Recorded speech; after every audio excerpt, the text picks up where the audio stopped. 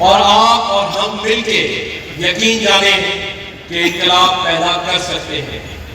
आज का ये एहतमाम और इंतजाम गवर्नमेंट ऑफ सिंध और गवर्नर हाउस के पैसे से नहीं किया गया।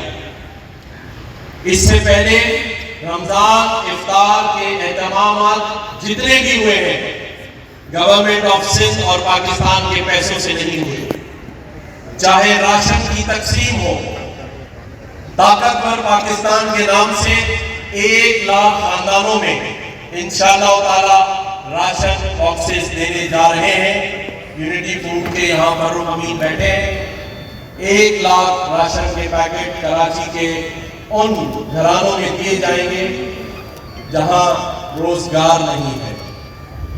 आज अगर मैं यहाँ हजरत मौलाना बशीर फारूकी साहब का नाम न लूं तो शायद ये एहतमाम और इंतजाम मुझ अकेले के बस की बात नहीं थी।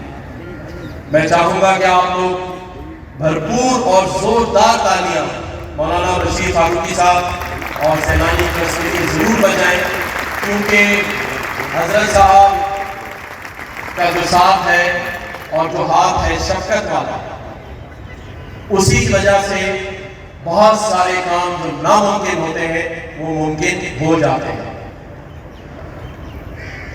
एक और ऐलान आज मैं करना चाहता हूं। मेरी फरूक अमीन साहब से बात हुई। कराची के अंदर जो सफेद पोश लोग हैं वो बहुत परेशान हैं। रोटी जो है वो आज तंदूरों पर 20 रुपए की शायद मिल रही है, 25 रुपए की, 25 रुपए की। पहले कराची के अंदर 300 तंदूर बनाने का मैं ऐलान करता हूं जहां 2 रुपए में रोटी दस्तयाब है, और ये पूरी कराची में होगी।